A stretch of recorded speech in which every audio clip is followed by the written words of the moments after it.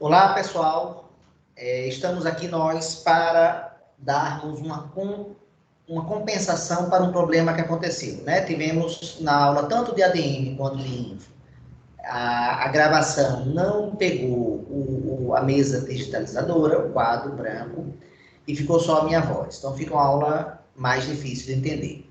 Então, pensando nisso, eu vou dar uma aula agora que eu vou dividir, na verdade, em duas partes. E essa primeira parte vai corresponder exatamente à aula que eu dei, que também tem lá os vídeos do Ferreira, inclusive do 43 até o 48, eu vou tentar falar um pouco na aula de hoje, dando uma pinceladazinha de cada coisa, ok? Então vamos lá.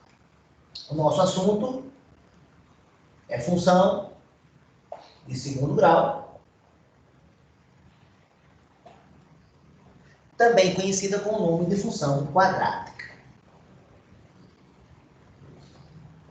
A palavra quadrática vem da forma geométrica, da forma algébrica, que ela tem a variável x elevada ao quadrado.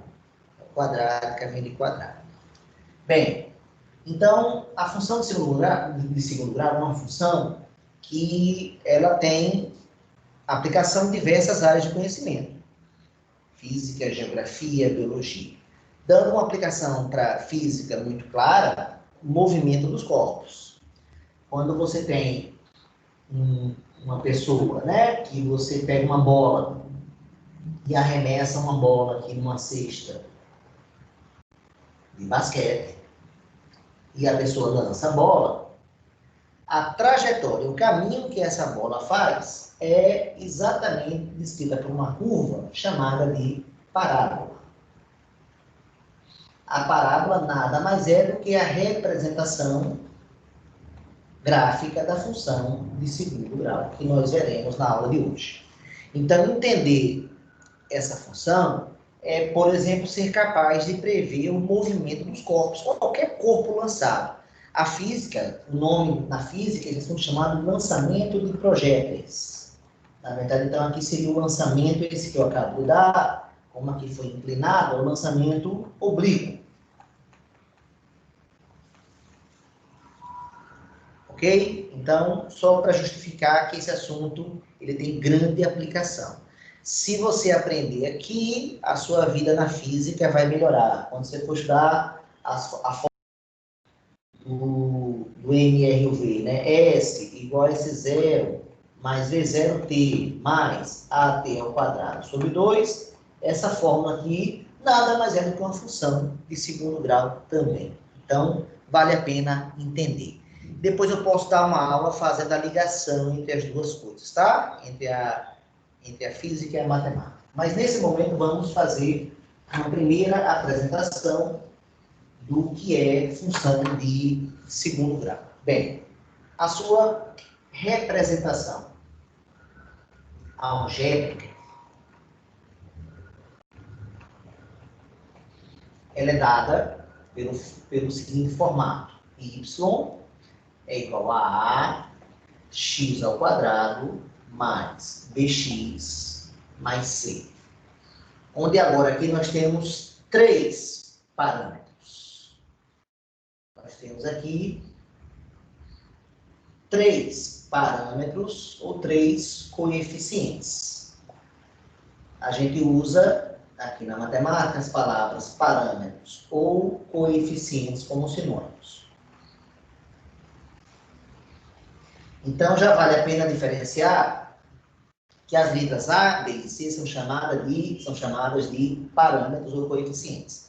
As letras X e Y, que nós já conhecemos, já há algumas aulas, desde que começamos a trabalhar com funções, a gente chama essas letras de variáveis. E realmente o papel delas é diferente, né? Embora ambas sejam letras, em ambas eu vou substituir números também, mas o papel é diferente. A ideia é que num problema, numa função de segundo grau, a variável sempre varia. E os coeficientes ficam constantes naquele exemplo. Mas depois eu posso mudar o valor para outros exemplos. Essa seria a principal diferença entre parâmetro e coeficiente. Um sempre varia, que é a variável, e um e o outro varia em alguns momentos, em outros não, conforme o seu interesse de análise. Outro comentário, outra comparação interessante é lembrar que na função de primeiro grau, que nós estudamos, e também em matéria dessa nossa prova P4, que acabou de ser lançada quinta e sexta-feira dessa semana agora, e vocês têm até a próxima semana, né, para entregar. Anos na sexta-feira, né, só vai ser o dia limite, ambas as turmas. Na função de primeiro grau, a equação algébrica era do tipo AX mais B.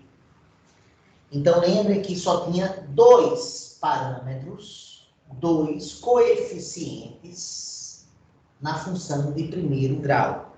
Inclusive, a gente até deu nomes específicos para cada um deles. O A gente chamou de coeficiente angular e o B a gente chamou de coeficiente linear.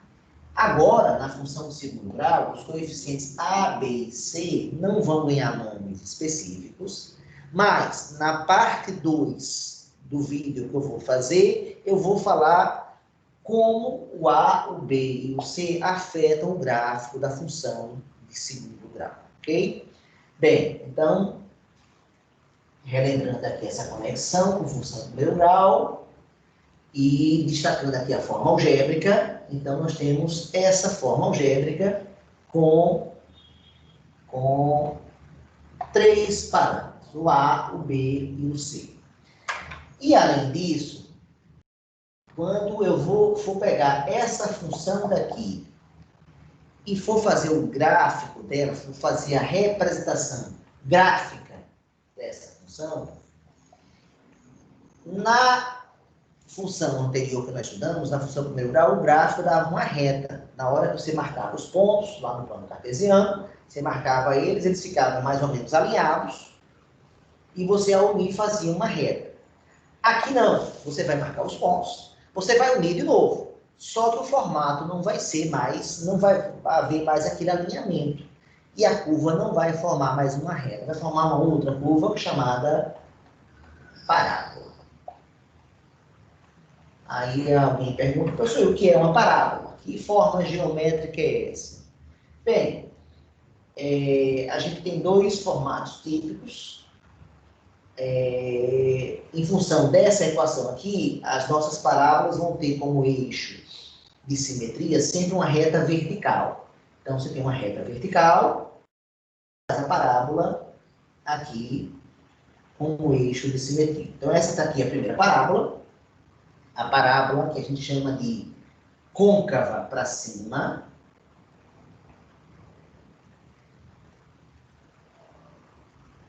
E essa outra, que seria côncava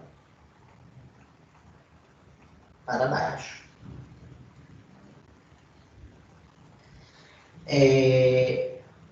Então, ela lembra um pouco o formato dela de uma letra U. Teve um aluno que associou o sinal de união. Esse aqui seria o sinal de interseção. É verdade. A diferença é que no sinal de união e interseção, essa parte elas ficam verticais. Na parábola, não. Na parábola, ela vai sempre abrindo, ó. Ela vai sempre abrindo, tanto para cima, quanto aqui para baixo. Então, cuidado para você não fazer uma curva assim. Se fizer uma curva assim, claramente está errado. Porque essa boca aqui do U, se é que a gente pode falar assim, ela vai abrindo. Tá? Então, só cuidado com essa associação com o U. Mas é uma letra U. De uma forma geral, uma letra U, sim. Então, a gente vai marcar vários pontos dessa função, e ao unir esses pontos, a forma geométrica obtida será algo parecido com isso aqui. Então, vamos lá para um primeiro exemplo, onde a gente pode visualizar essa conexão entre a representação algébrica e a representação gráfica. Então, vamos lá. Nós.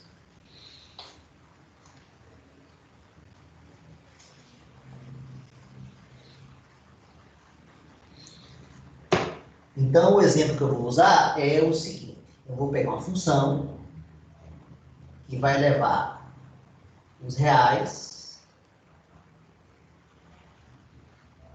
nos reais, e cuja lei vai ser dada por esse formato. X ao quadrado menos 7x mais 6. Pronto. Aqui estamos nós para o nosso primeiro exemplo. Essa representação algébrica, está completa porque eu dei o domínio, formado pelos reais, dei o contradomínio, formado pelos reais também, e dei a forma como os elementos do domínio se associam aos elementos da imagem. E aí agora a gente tem que fazer contas. Bem, então para fazer o gráfico dessa função, o que eu devo fazer? Eu vou fazer aqui o nosso plano cartesiano, que é composto por uma reta vertical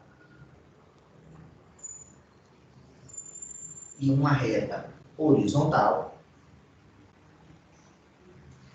Na reta horizontal, a gente bota os valores do domínio. Na reta vertical, a gente bota os valores da imagem. E a gente precisa de pontos. Pontos para poder marcar aqui no plano cartesiano. Eu vou atribuir um valor para x, faço a conta, substituo na função, vou chegar ao valor da imagem, tendo o domínio e a imagem, eu tenho a abscissa ordenada. Eu posso marcar o ponto aqui no gráfico e faço isso várias vezes. E como a gente sabe que tem infinitos pontos, já que o domínio é real, o real possui infinitos elementos, eu vou unir os pontos. E ao unir os pontos, eu vou obter aquela forma geométrica que a gente estava esperando. Então, qualquer número real eu posso atribuir. Então, lá vou eu. X igual a 1. Número real fácil, pequeno. Então, vamos nós. Eu tenho que calcular quanto vale a função, né? Quanto vale a função no ponto 1. Ou seja, né, esse y é uma função de x, e no lado do x eu botei o número 1. Consequentemente, é só botar o número 1 aqui no lado direito da equação. Então, vai ficar 1 ao quadrado, menos 7 vezes 1, mais 6. Fazendo aqui essa conta, temos que começar com a potenciação. 1 ao quadrado dá 1, menos 7 vezes 1 dá menos 7, menos com mais dá menos na regra da multiplicação. E repete o mais 6. Você tem 1 no bolso, tem uma dívida de 7, e 1 menos 7 vai dar menos 6, você está devendo 6, menos 6 com mais 6 dá 0. Então, olha que só, achamos um ponto especial, que é o 1 mandando para o 0. Vou apagar aqui essa conta, porque ela acaba de descobrir que o 1 manda para o 0. Esse ponto é um ponto especial, porque a gente viu que quando você tem, né, um plano cartesiano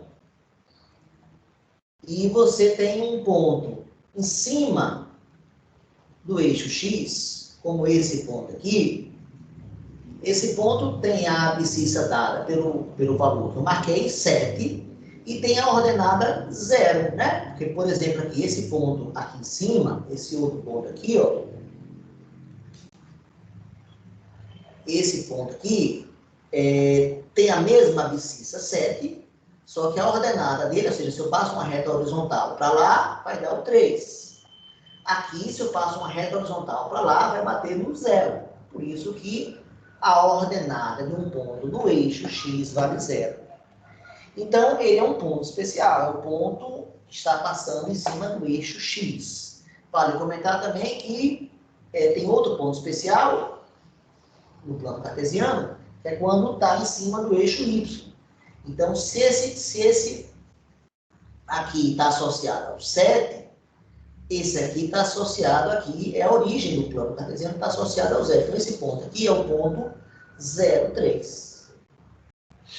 Esse ponto aqui, então, que pertence ao eixo y, ele tem a abscissa nula. Resumindo o que eu estou falando, ponto que pertence ao eixo x, ele tem o y valendo zero. Ponto que pertence ao eixo y, ele tem o x valendo zero. Então, vendo essa informação, a gente sabe que é um ponto que pertence ao eixo x aqui. Então, vamos marcar esse ponto, o nosso primeiro ponto da função. Vou marcar aqui de azul. Então, faço uma divisão.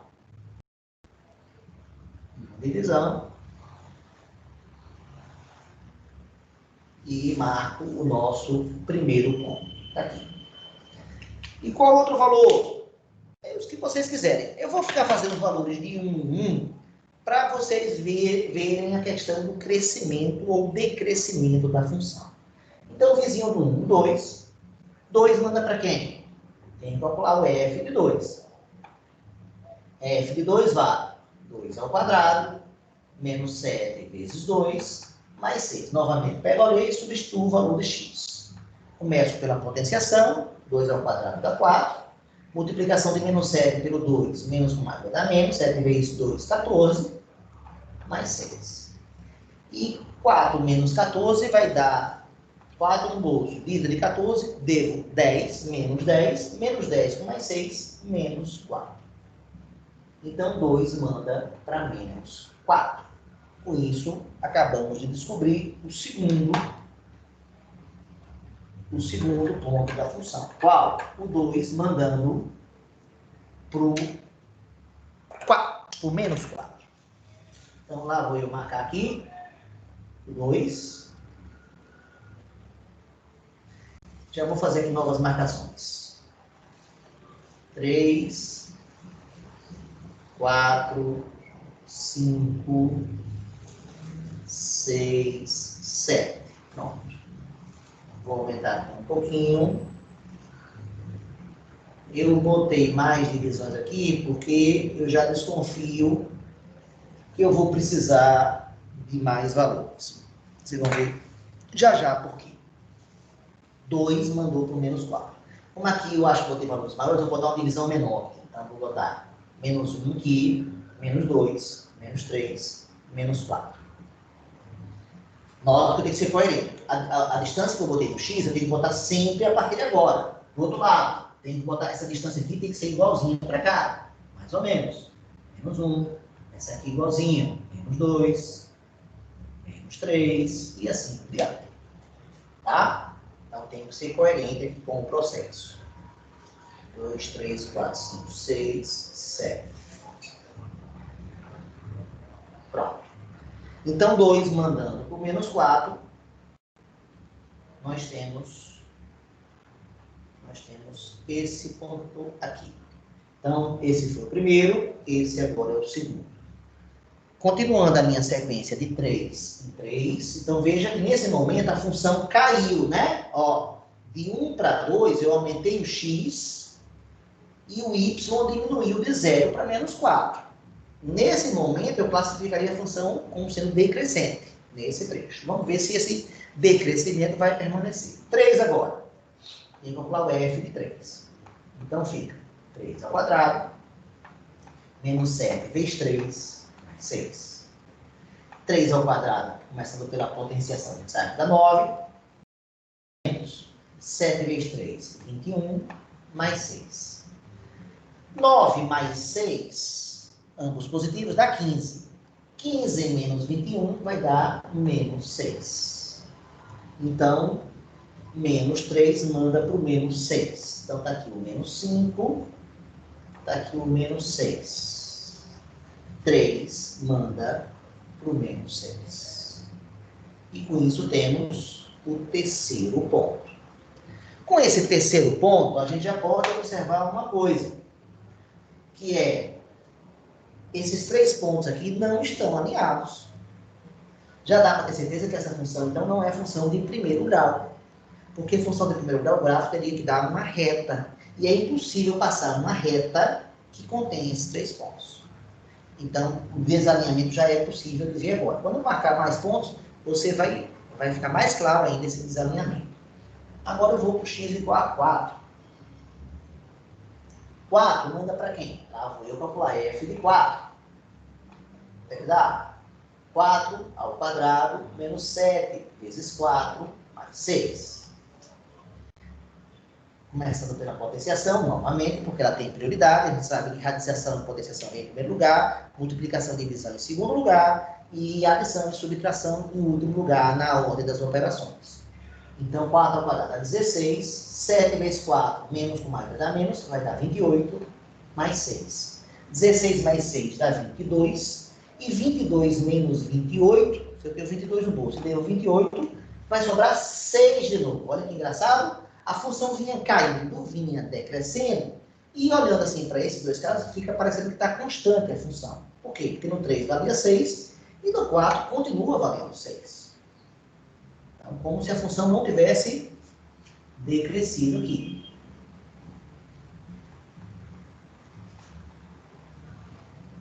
Pronto.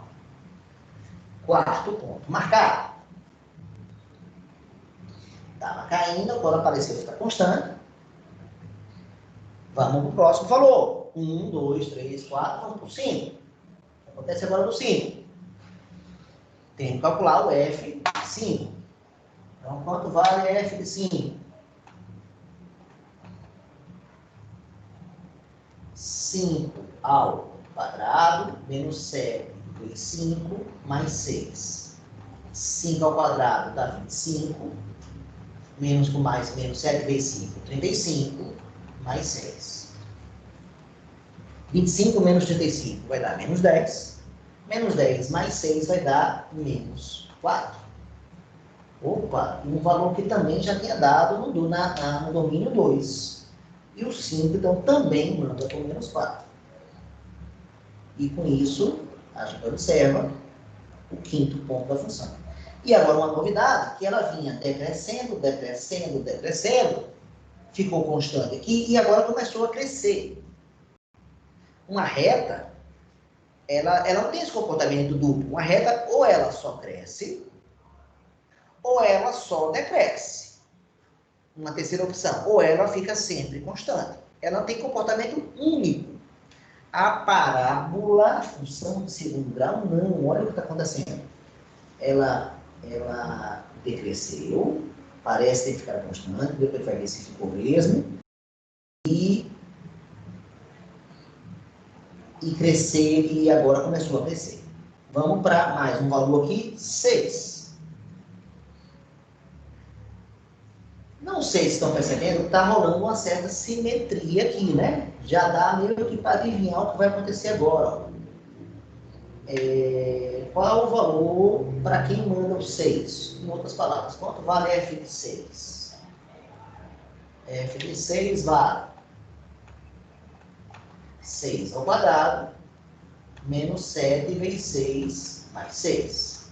6 ao quadrado dá 36. 7 vezes 6 dá 42, negativo, mais 6. 36 mais 6 dá 42, que vai cancelar com menos 42 e volta a aparecer uma outra raiz, ou seja, o 6 mandando o 0. E agora, gente, começa a formar aquela curva que eu comentei com vocês. Né? Se eu pensar em unir agora esses pontos, já começa a formar aquele formato do ângulo, né? Que eu chamei de parábola. Mas vou atribuir mais. Eu só atribuo valores com a imagem negativa e imagem nula. Será que tem números com imagem positiva? Então eu vou andar aqui um pouquinho à esquerda do 1 e também posso andar à direita do 6 para ver o que está acontecendo, já que eu estou andando de 1 em 1. Indo primeiro agora para a esquerda do 1, antes do 1 vem o 0. 0 manda para quem? Vamos calcular o f de 0. E quando aparece 0 na abscissa, a gente sabe que esse ponto pertence ao eixo y, hein? Então preste atenção aí que a gente percebe que ele está aqui no eixo y. Então, 0, f de 0 vai dar 0 ao quadrado menos 7 vezes 0 mais 6. 0 ao quadrado, 0. 0 vezes menos 7 vai dar 0. Me interessa mais ou menos aqui, mais 6. 0 mais 0 mais 6 dá 6. Quer dizer que esse próximo ponto aqui, ó, eu tenho que colocar 6 divisões com o mesmo espaçamento do que eu botei aqui no eixo Y, na parte de baixo. Não posso variar se eu fizer isso, eu erro, eu adiciono um erro no meu gráfico. Então, essa observação 6. Pronto. Então, nós temos aqui mais um ponto. Observando a questão da simetria, se eu andei 1 para lá e andou de 0 para 6 na imagem, se eu andar para o lado de cá, o 6 também estava no 0, igual ao 1, que ambos são os pontos da função que está cruzando o eixo X. Então, se eu andar 1 para cá, vai andar quanto? A curva é simétrica, gente. Então, não é difícil adivinhar que esse 7 deve mandar para esse mesmo 6 daqui. Vamos calcular. Pegar aqui, eu não tenho mais espaço, então vou botar aqui em cima porque eu não tenho mais espaço lá embaixo. 7. Desculpa. 7 manda para quem? Tem que calcular o F de 7. Eu estou afirmando pela simetria que deve dar 6 a conta. Vamos ver se é verdade. F de 7. Fica 7 ao quadrado, menos 7 vezes 7, mais 6. 7 ao quadrado, tabuada do 7, 49. 7 vezes 7, 49, só que negativo, igual a 0. 49 menos 49, cancela, elementos simétricos, 0. E sobra os 6. Conforme eu adivinhei, ou que eu já estava prevendo pela simetria, o 7 manda... Deixa eu apagar isso aqui. Eu acho que não precisa mais, isso aqui. O 7 manda o 6.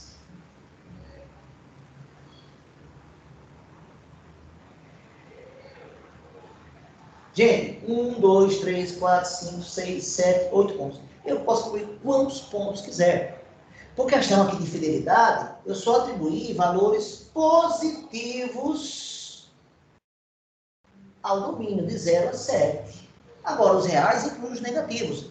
Para não dizer que os negativos foram negligenciados e foram deixados de lado, vamos pelo menos calcular um valor negativo, menos 1 agora, né? 6, 5, 4, 3, 2, 1, 0, menos 1. Vai ser meu último ponto que eu vou traçar, que eu vou calcular.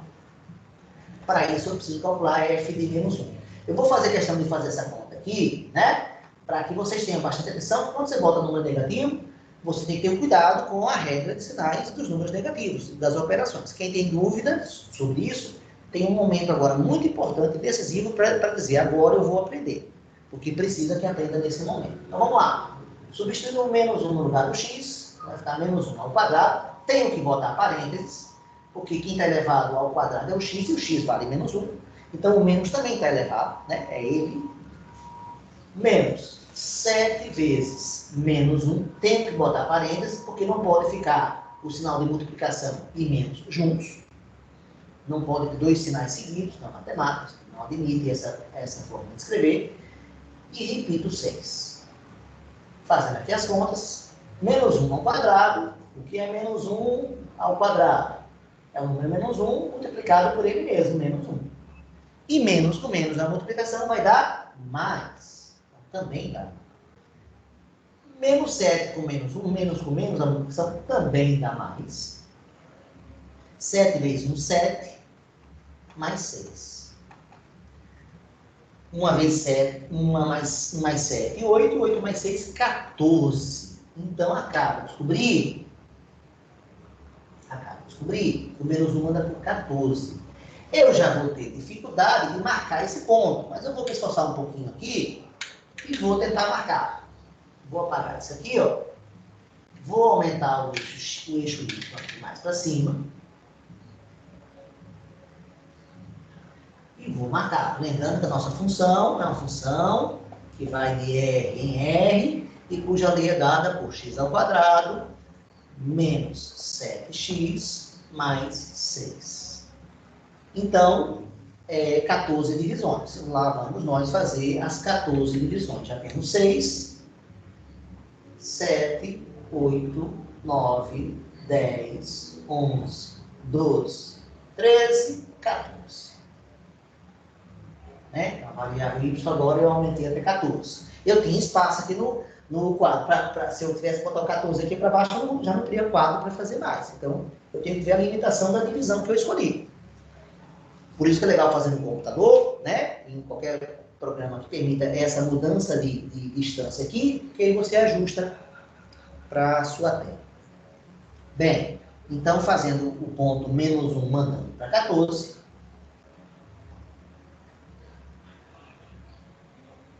Pronto.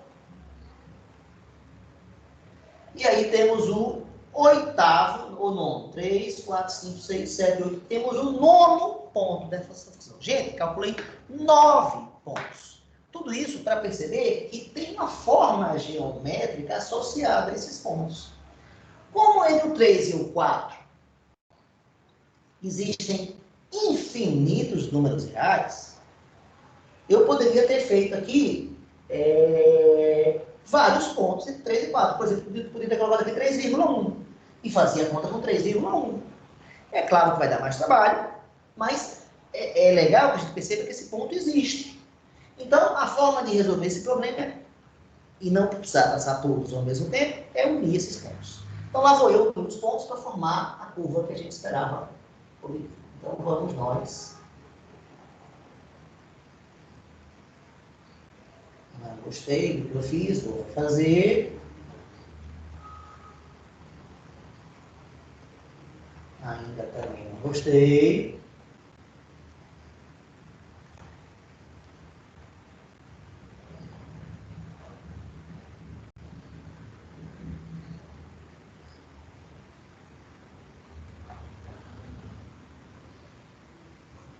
Pronto, gente. E está aí a nossa primeira função de segundo grau, cujo gráfico foi desenhado por nós. E apareceu aquele tal de letra U, que a gente comentou que apareceria, e ela é côncava para cima, ou seja, sua concavidade. Então, você vai perguntar, qual é a concavidade dessa função do segundo grau? Resposta, é para cima. Porque a boca do U se abre para cima. Se a boca do U se abrisse para baixo, ele falaria que ela é côncava para baixo. Bem, então 9 pontos. E aí percebe que essa função, como eu classificaria ela quanto aos critérios já estudados? Ela em relação ao sinal, ela tem uma parte positiva, esse trecho é positivo, está acima do eixo X, esse também é positivo, e esse trecho aqui é negativo. Então, como ela tem trecho e esses dois pontos são nulos, então ela, em relação ao sinal, é NDA, porque ela não é nem positiva, nem negativa, nem nula. Em relação ao crescimento, decrescimento da função, né? Daqui até aqui, ela está caindo, e, ó, pelo meu desenho, parece que ela caiu um pouquinho mais, até um ponto que eu não marquei, hein, pessoal? Parece que ela caiu um pouquinho mais, até um ponto que eu não marquei, e depois começa a subir. Ela claramente, toda a parábola tem claramente dois trechos, um trecho decrescente e um crescente na côncava para cima, e já na côncava para baixo tem um trecho crescente e outro decrescente. Em relação à paridade, 1 e menos 1, f de 1 deu 0, f de menos 1 deu 14, para ser par teriam que ser iguais, não são iguais, o 14 e o 0, para ser ímpar teriam que ser simétricos, 14 e 0 não são simétricos, então é NDA em relação à paridade também. E em relação ao contradomínio, se a gente fosse falar em termos de classificação, o contradomínio dado foram os reais. Isso foi dado do problema. A imagem nossa são os valores que a variável y recebe. Ó. Recebeu 14, recebeu menos 6. Mas olhando para o gráfico, eu percebo que o menor valor possível da imagem que ele pode receber deve estar associado a esse pontinho aqui que eu não calculei. Ó. Esse cara deve ser o pontinho. E daqui para cima, todos eles recebem. E daqui para baixo, nenhum ponto da parábola manda para um cara abaixo desse número aqui que eu não calculei, mas é abaixo do menos 6. Então, se eu depois pensar num cara negativo lá embaixo, bem longe, menos 20, por exemplo, certamente no menos 20, essa função, nenhum ponto está associado a menos 20. Menos 20 faz parte dos reais, faz parte do condomínio e não faz parte da imagem. Uma função quando você tem um elemento que não recebe, ele sobra. E isso faz com que a função perca a sobrejetividade. Ela não é sobrejetiva. Essa função pode ter um cara sobrando aqui, que no caso é o menos 20, o menos 21, todos os negativos abaixo desse cara não recebe. Então, não é sobrejetora. E também não é difícil perceber que o 3 e o 4, dois caras diferentes, se eu fosse usar a repressão por diagrama aqui, o 3 e o 4 ambos mandaram para o menos 6. Ou seja, teve um elemento do condomínio que não recebeu, no máximo, uma seta. Perdeu a injetividade também. Enquanto aquele outro que eu apaguei aqui, né, para ser sobrejetora, tinha que ter no mínimo uma seta, ele não recebeu no mínimo, por isso que ele perdeu a sobrejetividade. Agora, por esse outro motivo, agora também perdeu a injetividade. Se não é injetora e não é sobrejetora, em relação ao sinal, em relação ao condomínio, ela também é MDA. Então, essa aqui é curiosa, que essa função, ela é MDA em relação a todos os aspectos, hein? Ela é MDA em relação à paridade, ela é MDA em relação ao crescimento, ela é MDA em relação ao sinal, e ela é MDA em relação ao contradomínio. Então, nos 4 critérios, ela estaria classificada como MDA. Pronto, então, fiz um primeiro exemplo, mostrei como é que faz o gráfico ponto a ponto. Você faz quantos pontos quiser, só que tem um problema, né? É ponto demais. O professor tem que fazer tanto ponto assim? Não precisa fazer tanto ponto assim. Então, a gente precisa olhar que desses 9 pontos, nós temos 4 pontinhos especiais. Quem são os 4? A gente já falou deles, na verdade, no texto, embora não tenha calculado todos. O primeiro ponto especial é onde a função cruza o eixo Y. Todo mundo há de concordar que nesse ponto aqui chama a atenção porque está cruzando um dos eixos de referência, que é o eixo Y. Se o eixo Y torna especial, o eixo X também torna, ou seja, esses 2 pontos, onde cruza o eixo X, também são importantes. Esses 2 pontos são tão importantes que a gente dá até um nome especial para eles. Esses pontos são chamados de raízes ou zeros da função. Então, se eu perguntasse, quem é que são as raízes ou zeros dessa função? São o 1 e o 6. O 1 e o 6 são os zeros dessa função. 3 pontos especiais. E tem um 4º ponto especial que eu não calculei, que é esse daqui, ó. Esse ponto aí, ele é tão especial que ele também ganha um nome. Ele é chamado de vértice da parábola. E ele é um ponto especial por 2 motivos.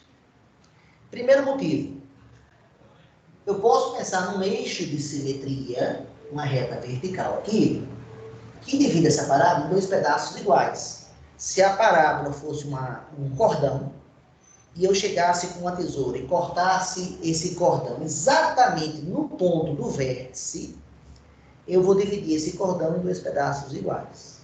Se eu cortar em qualquer outro ponto, eu vou ter um pedaço maior do que o outro. Esse seria um motivo especial, ou seja, é por onde passa o eixo de simetria da nossa curva, no caso da parábola. Segundo motivo especial, quando você tem uma parábola côncava para baixo, como essa daqui, ou uma parábola côncava para cima, como essa daqui, esse pontinho aqui, ó, vou agora mudar de cor, esse pontinho aqui chama a atenção, porque todos os outros pontos da curva levam a imagens maiores que a imagem desse cara.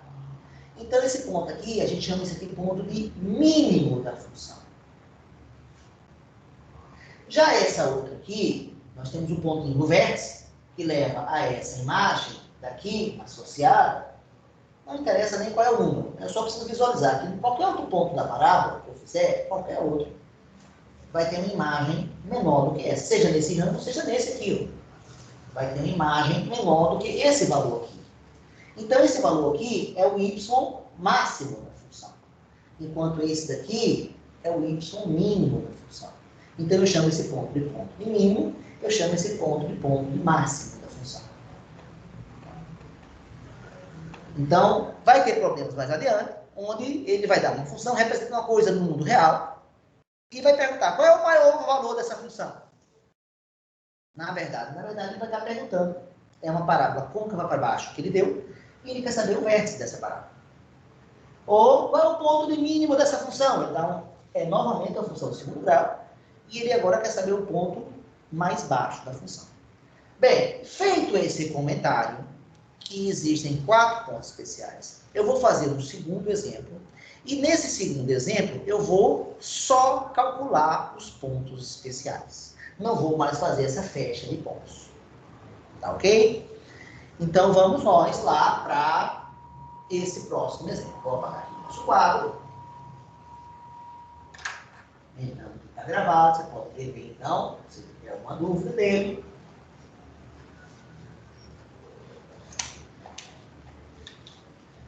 E lá vamos nós para o nosso segundo exemplo. O nosso segundo exemplo, eu vou dar outra lei, outra função. F, 2 pontos.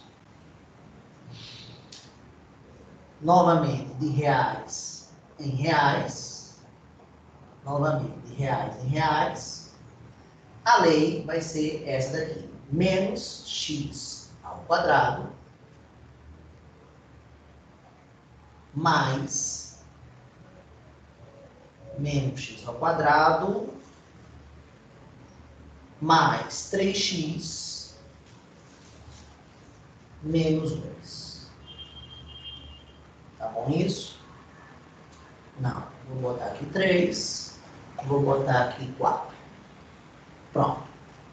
E nesse segundo exemplo, nós agora, quando o pedido, o enunciado desse problema é igual ao do anterior, o que eu desejo é que, dada essa representação algébrica, faça a representação gráfica, faça a parábola, já que eu sei que é uma função de segundo grau. Só para deixar claro, é uma função de segundo grau, quanto vale os parâmetros aqui? Ó? O parâmetro A vale menos 1, o sinal sempre acompanha aqui o termo. O B é o número que multiplica a variável x elevado a 1, é o 4, positivo. E o C é o termo que não está acompanhando nenhuma variável, ou menos 3. Então, temos realmente uma função de segundo grau, o gráfico é uma parábola, que eu quero que você faça o gráfico da parábola. Ou seja, dá um plano cartesiano. Eu desejo que você faça o gráfico dessa função. Para isso, novamente, eu devo atribuir valores. A novidade agora é que eu não vou fazer mais aquela festa de pontos. Eu só vou calcular 4. E como faço para calcular? Quem eram os 4 pontos especiais? Só lembrando, onde cruza o eixo Y, a gente obtém isso fazendo x igual a 0. As raízes, né? Que nada mais são do que os pontos onde a função cruza. Nas raízes, a função cruza o eixo x e obtém isso fazendo y igual a 0. E o vértice. Então, esses são os pontos especiais que eu listei lá no exemplo passado. Então, nós vamos achar esses pontos especiais aqui dessa parábola. Veja que essa parábola é diferente da outra. Então, para começar aqui, pelo primeiro ponto especial, onde cruza isso, eu só fazer x igual a 0. Se eu faço x igual a 0, e calculo o tempo zero. Então, vai ficar menos 0 ao quadrado, mais 4 vezes 0, menos 3. 0 ao quadrado dá 0, vai ficar 0 aqui, 4 vezes 0 também dá 0, vai ficar 0, 0, menos 3, vai sobra menos 3. Não sei se vocês perceberam que tem uma coincidência aqui desse exemplo com o anterior. Quando você tem uma função do segundo grau, né, do tipo ax ao quadrado, mais bx, mais c, e você calcula, né, isso aqui é um f de x, e você calcula o f de 0, você bota zero no lugar do x, vai ficar assim, a vezes 0 ao quadrado, mais b vezes 0 mais c.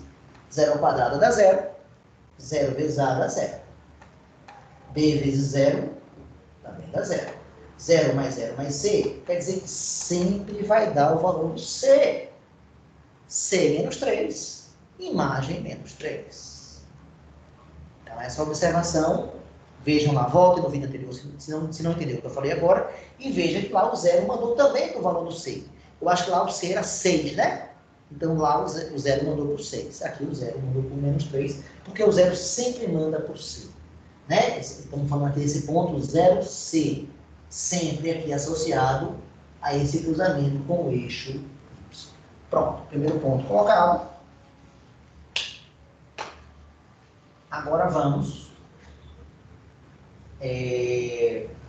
para o segundo ponto especial, que na verdade são dois, podem ser dois, a gente depois vai comentar aqui, nem sempre, né, vamos ter duas saídas, mas um ponto onde a função cruza o eixo x, e a gente obtém isso fazendo y igual a zero. Ou seja, fazendo y igual a zero, eu tenho dois valores de x, posso ter no máximo dois valores de x que mandem para ele. Posso ter. Então, o que é que eu faço agora, professor? Pegue a equação.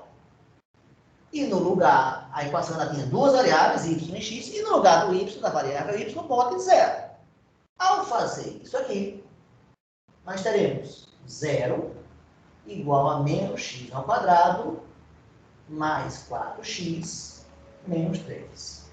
Gente, esse objeto aqui, vocês conhecem bem, ou pelo menos deveriam conhecer, porque é matéria do 9º ano. Isso aqui é uma equação de 2º grau. Foi questão da nossa P1. Teve gente que fez a equação de 2º grau, eu tenho certeza, sem muita consciência do que estava fazendo, né?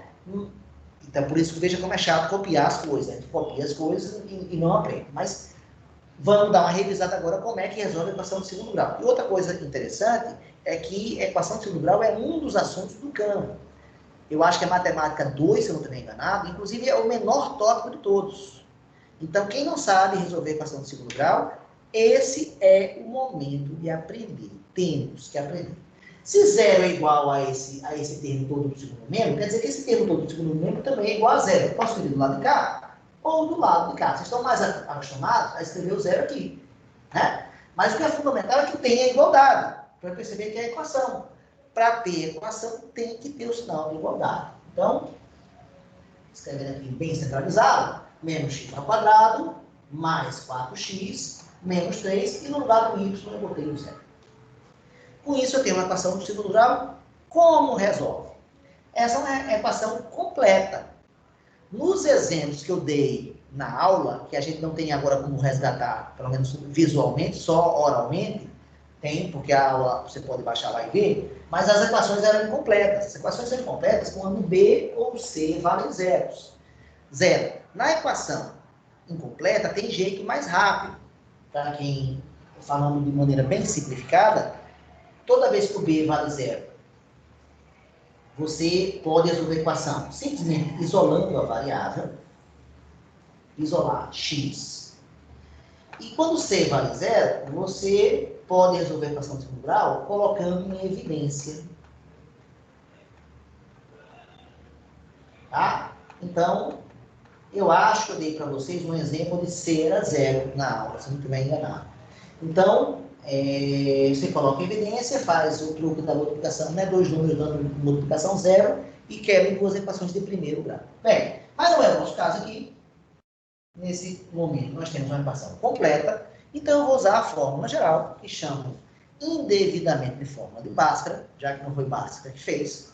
Bhaskara é um indiano do século XI, e a equação de 2º grau só surge formalmente no século XVI, depois que passou-se a aceitar letras para representar parâmetros. O uso de parâmetros, da letra como parâmetro, é a grande novidade que Viette, um francês lá do século XVI, inaugura. E todo mundo começa a seguir e dá origem à área de conhecimento hoje, que é a principal da matemática, que é a álgebra. Bem, Veja que não foi a área da matemática principal, historicamente. A geometria sempre foi muito mais importante, né? E depois chegou a álgebra e tomou conta em termos de importância. Então, já sabemos que o A é menos 1, o B é 4, o C é menos 3, o valor de delta. Delta vai ser o parâmetro B ao quadrado, menos 4 vezes A vezes C. Então, aqueles mesmos parâmetros, né, que vocês estão acostumados lá no ano, aprendendo no ano, deveria, e faz. No lugar do B, bota 4. Vai ficar 4, menos 4 vezes C, vezes A, que é menos 1, vezes C, que é menos 3. Então, delta vai dar, bota esse 60 no lugar, 4 ao quadrado, 16. Em seguida, vem a multiplicação. 4 vezes 1 vezes 3, esquecendo aí o sinal, 4 vezes 1 vezes 3, 4 vezes 1 dá 4, 4 vezes 3 dá 12, vai dar 12. Agora a regra de sinais. Menos com menos dá mais, e esse resultado positivo vai multiplicar por menos. Mais com menos vai dar menos no final das contas. E vai dar 12. Então 16 menos 12, e com isso descobrimos que o delta vale 4. Vou falar mais adiante, toda vez que o delta dá positivo, vai ser um indicativo da existência de duas raízes. Se o delta desse zero, só teríamos uma raiz. Se o delta desse negativo, não teríamos nenhuma raiz. E poderia acontecer na parábola não cruzar o eixo x. É possível, então, ter um delta negativo, hein? Eu dei, na prova de vocês também, um exemplo lá que dava delta negativo, né? Que, na verdade, não ia ter raiz. Continuando a nossa fórmula, o valor da variável x vai ser dada pela fórmula menos b, mais ou menos, raiz de delta, sobre 2a. Então, vai lá, menos 4, menos b, menos 4, mais ou menos, raiz quadrada de 4, sobre 2a, 2 vezes menos 1. Então, aqui veio apertado, vem para cá, x vai ser igual. Vou repetir esse menos 4, vou fazer a radiciação, raiz quadrada de 4 é 2, e vou fazer a multiplicação, 2 vezes menos 1, menos 2. Nesse momento, esse mais ou menos significa que horas eu tenho que pegar mais, uma hora eu tenho que pegar mais, outra hora eu pegar menos. Então, por isso que em duas raízes. A gente chama chamar de x1 e x2, ou x' e x duas linhas, tanto faz, como você vai chamar. E o x' vai ficar menos 4 mais 2 sobre menos 2. Menos 4 mais 2, dívida de 4, 2 números, vai ficar menos 2 no numerador, e menos 2 dividido por menos 2, divisão de dois números iguais, esse resultado aqui vai dar 1. Essa é a primeira raiz, 1. E qual é a segunda raiz? Agora pega, no mais ou menos, em vez de pegar agora o mais, pega o menos agora. Vai ficar menos 4, menos 2 sobre menos 2. Menos 4 com menos 2, subtração, né? Os dois negativos, dívida com dívida, vai dar dívida. Então vai dar uma dívida de 6. Dívida com menos 2. E menos com menos a divisão vai dar mais. Então, 6 por 2 vai dar 3. A segunda raiz é 3. Acabamos de descobrir as duas raízes. Quem são elas?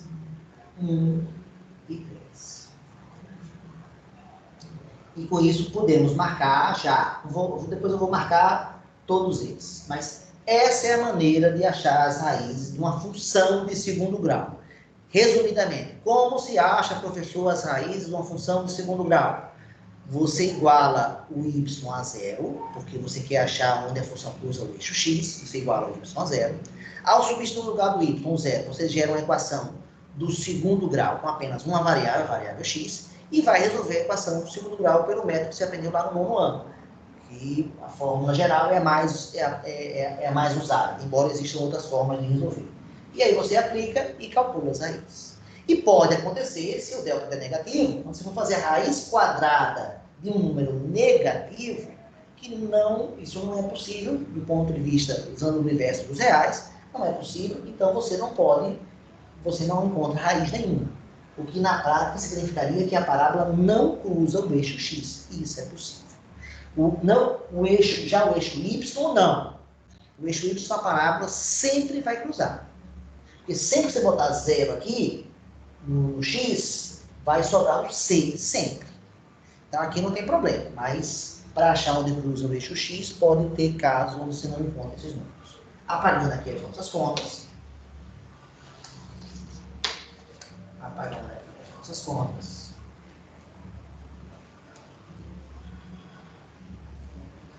Já temos 3 pontos e só falta agora o último ponto especial, que é o vértice. Professor, como é que acha o vértice? Bem, o vértice,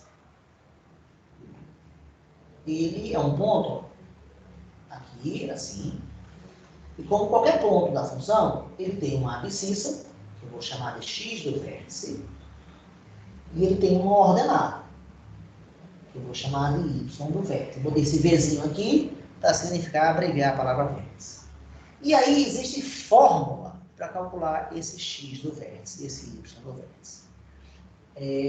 Se eu tivesse mais tempo, eu teria muito prazer em demonstrar de onde vêm essas fórmulas. Como no nosso vídeo o objetivo é que seja curto, então vamos simplesmente dizer, a fórmula é essa. X do vértice, a fórmula é dada por menos b sobre 2a, isso é o x do vértice, e o y do vértice, a fórmula é dada por menos delta sobre 4a. Quer dizer, fazendo isso aqui, você vai chegar no vértice. Então, o x do vértice é a abscissa do vértice, o y do vértice é a ordenada do vértice. Vamos calcular os dois, usando, para esse exemplo, usando esse A, esse B e esse C. Então, vamos lá, x do vértice é dado por menos B, e B vale 4, sobre 2A, 2 vezes menos 1. 2 vezes menos 1 dá menos 2, então vai ficar menos. Esse menos aqui, eu posso botar tanto no B como na fração, né? Para não ter confusão, eu vou trabalhar aqui sempre na fração. Menos, o 4 no numerador repite, e agora aqui deu menos 2. Na divisão de um positivo por um negativo, mais com menos, a divisão dá menos. Mas como a fração já tem um menos, fica menos com menos, fica mais. E 4 por 2 dá 2. Então, x do vértice vale 2. E com isso, acabo de descobrir a abscissa do vértice, o domínio do vértice, que é 2. E agora, professor, como é que acha a ordenada? Bem, então não é difícil perceber que para calcular a ordenada, eu já tenho duas opções. Além dessa fórmula aqui, eu vou falar que existe uma segunda fórmula, que é pegar esse 2 e substituir aqui. Se você pegar o domínio 2 e substituir na lei, você vai ver a imagem associada a ele, que é o y do vértice. O x do vértice se associa com o y do vértice, sempre. Mas usando aqui a fórmula para entender o uso da fórmula, menos delta sobre o quadrado. Nós calculamos o delta agora há pouco, estão lembrados? Eu apaguei aqui. E o delta deu 16 menos 12 deu 4, o valor de delta. A gente fez a raiz de 4, que deu 2, e deu origem para as raízes 1 e 3. Então, delta vale 4. E 4A, 4 vezes menos 1. Pronto. Então, continua aqui. 4 vezes menos 1 dá menos 4. Mais com menos dá menos, uma multiplicação. 4 por 4 vai dar 1, mas mais com menos vai dar menos. E com o menos da fração, vira mais. Quer dizer que o 2 não dá com 1. E com isso, nós descobrimos o vértice. Antes de começar a marcar os pontos, então vou fazer um comentário claro que eu teria uma maneira de fugir. Professor, eu não gosto de usar fórmulas. Você teria uma maneira de fugir dessas fórmulas do vértice? Qual? Vamos lá, o x do vértice. Uma ideia legal que a gente não usou para o x do vértice, podia ter sido usado, é a seguinte. Você tem uma parábola aqui que cruza que as raízes são 2 e 10. A parábola, ela é uma figura simétrica. Quer dizer que o vértice vai bater exatamente no meio entre o 2 e o 10. Ou seja, dado dois números, como é que eu faço para achar o número que está no meio entre eles? A resposta é bem simples, basta fazer a média aritmética entre eles. Então, fazendo a média aritmética de 2 e 10, como é que você faz a média aritmética de dois números? Você soma e divide por 2. Então, somo 2 com 10 e divido por 2. 2 mais 10 dá 12, 12 por 2 dá 6. Esse cara vale 6. Ou seja, uma maneira de chegar no x do vértice sem usar a fórmula é fazer a média aritmética das raízes. E vale frisar que por esse método aqui, ó, caso você tenha encontrado na etapa anterior duas raízes, então se você for deixar o vértice por último, é só fazer a média aritmética dos números que você encontrou. No nosso caso, a gente encontrou como raiz 1 e 3. Pessoal, façam a média aritmética de 1 e 3. Como é que fica? Soma 1 com 3 e divide por 2, já que são dois números. 1 mais 3 dá 4, 4 sobre 2 dá 2. Aparece o 2 do y no vértice. Então, não quis usar a fórmula, professor, não quero usar a fórmula. Então, use a média aritmética para calcular o x do vértice. E para fugir da fórmula do y do vértice, era só substituir o 2 na lei. Nós também não fizemos, vamos fazer agora. Bota o 2 ali. 2 ao quadrado, menos 2 ao quadrado, mais 4 vezes 2, menos 3. Menos 2 ao quadrado dá menos 4. 4 vezes 2 dá 8, menos 3. Menos 4 mais 8 vai dar 4. Porque aqui o denominador não dita, mais 4. Mais 4 com menos 3, 1. Exatamente a abscissa do vértice que eu esperava encontrar, né? Então, lembrando que esse cara é o x do vértice e esse cara é o y do vértice. Para enfatizar aí. Pronto. Agora, eu não só calculei os pontos especiais nessa nossa aula, eu ensinei como calcular. Esse resumo aqui, né, um grande resumo, diz como é que calcula esses pontos especiais. Agora, é claro que no próximo problema eu não preciso escrever isso aqui, então vai ficar mais curto, né? Vou apagar isso aqui. Então, nosso problema é esse. Dá uma função, eu calculei agora só 4 pontos especiais e vou marcar e vou finalmente fazer o que foi pedido, que é a representação gráfica dessa função. Então, marcando aqui, o 0 manda para o menos 3, menos 1, menos 2, menos 3. E com isso nós temos o primeiro ponto. 0 mandando para o menos 3. Aqui, primeiro ponto. Segundo ponto, as raízes. O 1 e o 3 mandam para o 0. Está aqui o 1, está aqui o 2, está aqui o 3.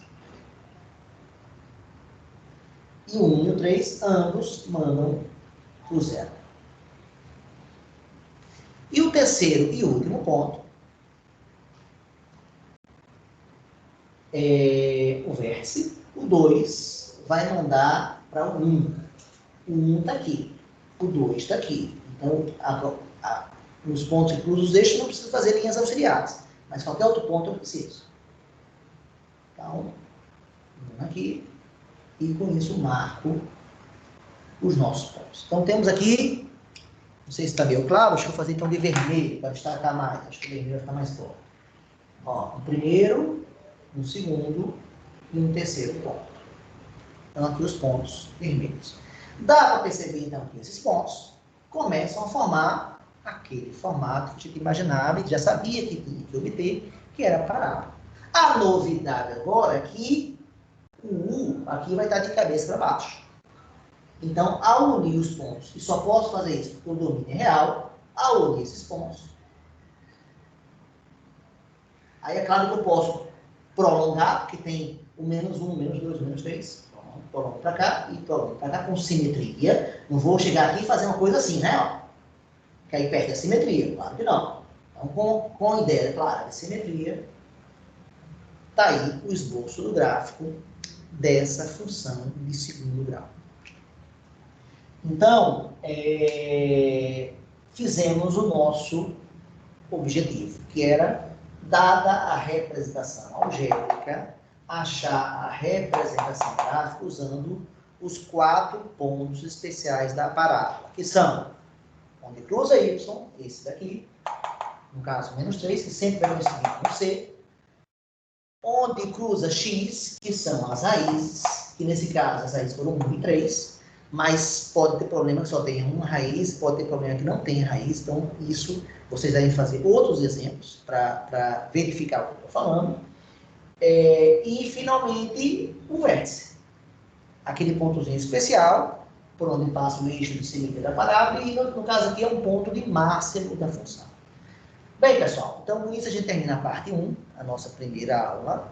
Essa aula corresponde mais ou menos à aula que nós tivemos na forma síncrona, no momento síncrono.